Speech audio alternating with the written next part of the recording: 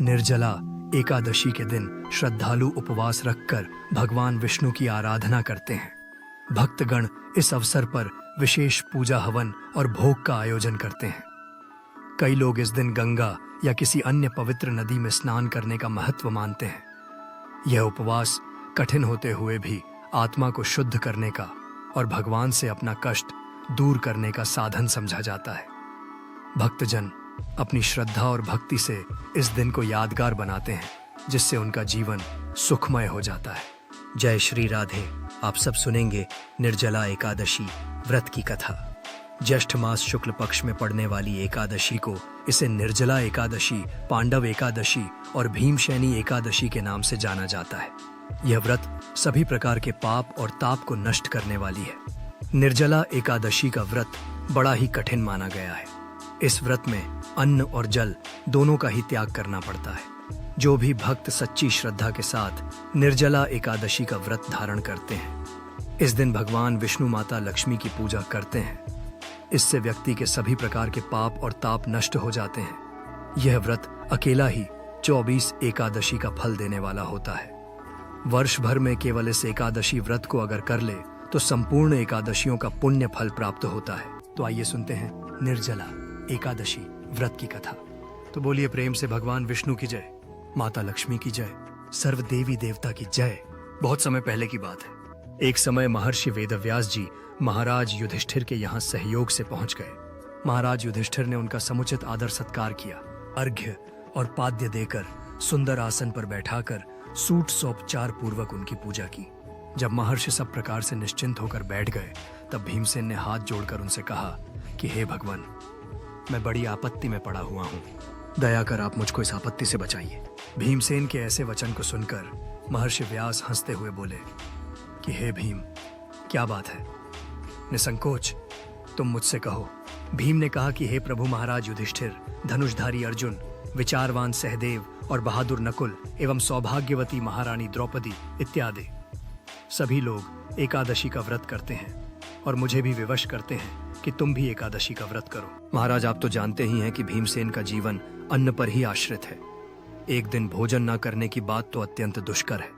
एक क्षण भी बिना खाए नहीं रह सकता। तब आप ही बतलाइए कि किस प्रकार यह मेरा धर्म संकट दूर हो। भीमसेन के ऐसे वचन को सुनकर व्यास जी ने कहा, मानव धर्म की संपूर्ण कथा मैं तुमको सुना चुका हूँ। साथ ही वैदिक धर्म की कथा भी तुम्हें सुना चुका हूँ और यह भी बतलाया और समझाया है कि कलिकाल में वे समस्त धर्म कार्य करना असंभव नहीं तो कठिन और दुष्कर तो जरूर है। भीमसेन की आंखों में चिंता और संघर्ष की कहानी बसी हुई है। व्यास जी अपने गहन विचारों में डूबे हुए हैं। वे समझाते हैं कि मानवता के धर्म को समझना हर किसी के लिए चुनौतीपूर्ण होता है। ऐसे में भीमसेन का संकट एक अद्वितीय दृष्टिकोण प्रस्तुत करता है, जो उसे मार्गदर्शन की तलाश में और भी मजबूती प्रदान करता है। व्यास जी ने कहा, भीमसेन, तुम जानते हो कि हर संकट का समाधान होता है। इस कठिन समय में तुम्हें आत्मा की आवाज सुननी होगी। जैसे कलिकाल में धर्म के अस्तित्व की चुनौतियां हैं, वैसे ही तुम्हें अपने कर्तव्यों को निभाने की दिशा में आगे बढ़ना होगा। अस्तु, मानव जीवन के कल्याण के निमित्त मास की कृष्ण पक्ष एवं शुक्ल पक्ष की एकादशियों का व्रत अवश्य ही करनी चाहिए। बिना इन व्रतों को धारण किए प्राणी मात्र का कल्याण नहीं होता है। महर्षि व्यास के ऐसे वचन को सुनकर भीमसेन अपनी धर्मवीरता के कारण बेत के समान कांपने लगे और अत्यंत ही भयभीत होकर बोले कि हे प्रभु, यह तो ठीक है, परंतु व्रत का रखना और भूखा रहना तो मुझे मृत्यु से बढ़कर है, सो भी हर महीने में 2 बार। हे भगवान, अब आप कोई ऐसा व्रत बतलाइए कि जिसमें ज्यों त्यों कर एक दिन भूखा रहकर ही मैं पापों से मुक्त हो जाऊं। भीमसेन के ऐसे वचन को सुनकर महर्षि वेदव्यास जी ने कहा, अच्छी बात है, मैं तुम्हें व्रत बतलाता हूं, उसको करो।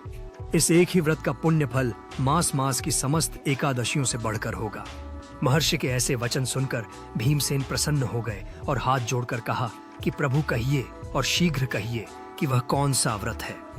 महर्षि जी ने कहा कि यह व्रत ज्येष्ठ मास के शुक्ल पक्ष की निर्जला एकादशी का है। तुम श्रद्धा भक्ति सहित दशमी को सोते समय भगवान को प्रणाम कर उनकी मानसिक पूजा करो और हाथ जोड़कर अपने मन में इस प्रकार संकल्प करो कि हे प्रभु, कल मैं ज्येष्ठ मास के शुक्ल पक्ष की निर्जला एकादशी का व्रत करूंगा। मुझे शक्ति दो, मैं अपने व्रत को पूर्ण कर सकूं। इस प्रकार प्रार्थना कर दूसरे दिन निर्जला एकादशी का दिन होगा। उस दिन बिना खाए पिए निराहार और निर्जल रहो, यहाँ तक कि आचमन इत्यादि में भी जल ग्रहण न करो। इस व्रत के प्रभाव से स्त्री हो अथवा पुरुष, सभी के मंदराचल जैसे भीषण और महान पाप भी अवश्य ही नष्ट हो जाते हैं। इस व्रत में गोदान का बड़ा महत्व है, अर्थात गोदान अवश्य करनी चाहिए। यदि कोई गोदान देने की सामर्थ्य न रखता हो तो उसे तांबा, पीतल या मिट्टी का पानी भरा हुआ घड़ा, उसमें थोड़ा सा सोना छोड़कर और उसे नवीन वस्त्र में लपेटकर ब्राह्मण को श्रद्धा और भक्ति पूर्वक दान करना चाहिए। इस प्रकार जल दान देने एवं स्वयं व्रत समाप्ति तक जल न ग्रहण करने वाले प्राणियों को एक एक क्षण में कोटि कोटि गोदान का पुण्य फल प्राप्त होता है। उस दिन यह कार्य अर्थात यज्ञ दान एवं जपा आदि कार्य करने को अक्षय फल की प्राप्ति होती है।